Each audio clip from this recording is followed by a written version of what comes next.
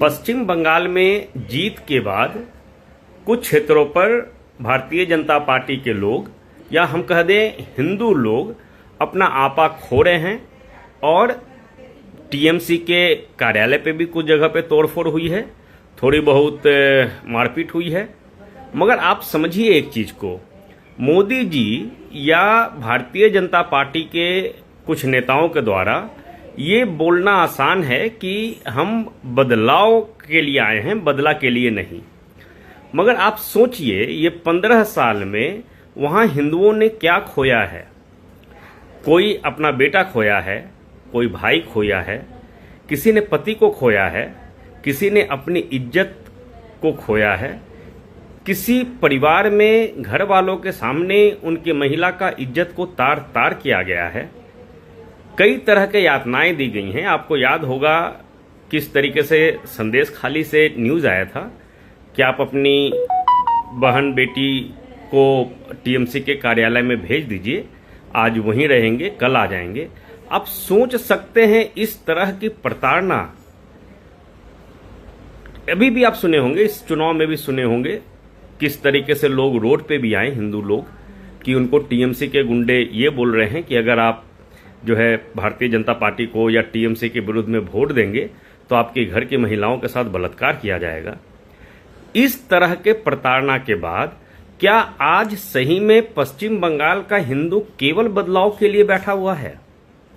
मोदी जी हो या प्रशासन हो, न्यायालय हो, भाई मैं भी इस पक्ष में तो नहीं हूं कि कोई कानून को अपने हाथ में ले। न्यायालय है सभी के लिए। लोग जो भी उनके साथ अत्याचार हुआ है पीछे, वो अभी भी उसको ला सकते हैं समक्ष में।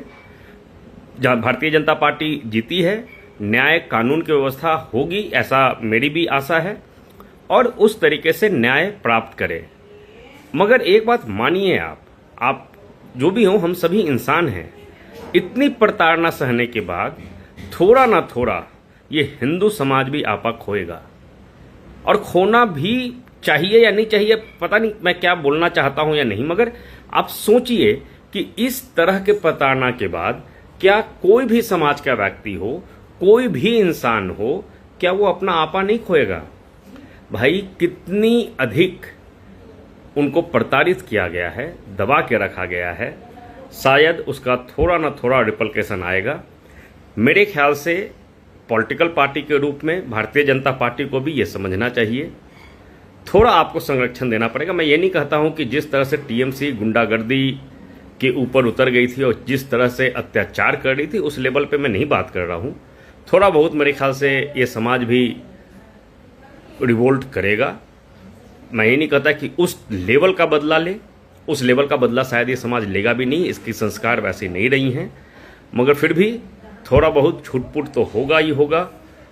पॉलिटिकल पार्टी हो या वहाँ की शासन व्यवस्था हो, थोड़ा समझे और इसको बड़े ही हम कह सकते हैं कि डिप्लोमेटिक वे में किस तरीके से इन लोगों को शांत रख करके और किस तरह से व्यवस्था को, कानून व्यवस्था को कायम रखा जाए, वो कोशिश करना चाहिए। दबाने की कोशिश से शायद और उग्र ना हो जाए। इसलिए अच्छा होगा कि किस तरीके से इनको थोड़ा सा न्याय व्यवस्था में रखते हुए में दबा कर रखें। मगर इनको न्याय मिलना बहुत जरूरी है। न्याय नहीं मिलेगा तो न्याय व्यवस्था से इनकी विश्वास उठ जाएगी, इस लोकतंत्र से इनकी विश्वास उठ जाएगी। इसलिए भारतीय जनता पार्टी हो या वहाँ की शासन व्यवस्था हो, वहाँ का न्याय व्यवस्था हो, वो इनको किसी भी तरह से, वो पुराने केसेस के लिए भी क्यों ना हो, उनको किस तरह से न्याय प्राप्त हो उसकी जरूरी है। टीएमसी के जितने भी गुंडा थे, अभी जैसे कि मान लीजिए अभी रिसेंटली भी देखे होंगे जहां खीर खान के ऊपर में किस तरह से आरोप लगे थे और उस तरह से कई गुंडे जो हैं आकर के सीधा सीधी धमकी, इवन होम मिनिस्टर को धमकी दे देता है लोग। तो उस लोगों के ऊपर में थोड़ा नजर रखी जाए, उनकी जो पीछे की जो भी उनकी हिस्ट्री है उसको देखा जाए और उसको उसी तरीके से शासन के अंदर में लिया जाए। मगर टीएमसी के गुंडे जो सिंडिकेट चला रहे थे, जो कट मनी चला रहे थे, जो ये गुंडागर्दी कर रहे थे, जो जिन्होंने भी किसी भी तरह से हत्या में प्रत्यक्ष रूप से, अप्रत्यक्ष रूप से, साजिश में किसी भी तरह से वो सम्मिलित हुए थे, उन सभी को न्याय प्रक्रिया के तहत ला करके और उनको किसी भी तरह से सजा मिलना बहुत जरूरी है। जिसने बलात्कार जैसा घिनौना दुष्कर्म किया है उनके तो देखिए, अगर मन की बात बोले तो मैं तो कहूं कि सड़क पे टांग दो, मगर ठीक है ये हमारे न्याय व्यवस्था में नहीं है, मगर फिर भी जितनी कड़ी से कड़ी सजा हो सके उन लोगों के लिए वो व्यवस्था की जाए। न्यायपालिका को चाहिए जितनी जल्दी सजा सुना सके, ताकि ये जो आम जनता है, जो 15 साल से दबी हुई जनता थी, उसका जो मन के अंदर जो बदला लेने का जो भाव आ रहा है, उसे कहीं ना कहीं ये भरोसा हो कि नहीं, हमें न्यायपालिका के थ्रू, कानून व्यवस्था के थ्रू, शासन के द्वारा न्याय प्राप्त हो रहा है, शायद हमें बदला नहीं लेने की जरूरत खुद नहीं है। चलिए न्यायपालिका के द्वार चलते हैं, शासन के द्वार चलते हैं, प्रशासन के द्वार चलते हैं। थोड़ा सोचिएगा, थोड़ा इसको सॉफ्टली और डिप्लोमेटिकली हैंडल करना मेरे ख्याल से आज के समय का मांग रहेगा।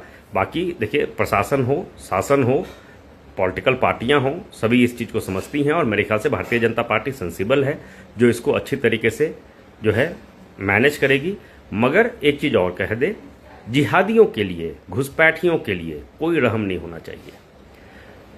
अगर उनमें से कोई है जो इस तरह के दुष्कर्म में शामिल था, तो मेरे ख्याल से उसके लिए न तो कानून व्यवस्था होना चाहिए, न तो रहम होना चाहिए। उनके लिए न तो वो इंसान थे, न तो इंसान हैं, न उनको इंसान के जैसा मानना चाहिए। बाकी सभी लोग समझ सकते हैं। मैं आज भी कह रहा हूँ, कानून सब चीज़ के ऊपर है। न्यायपालिका पे भरोसा होना चाहिए, शासन पे भरोसा होना चाहिए, प्रशासन पे भरोसा होना चाहिए।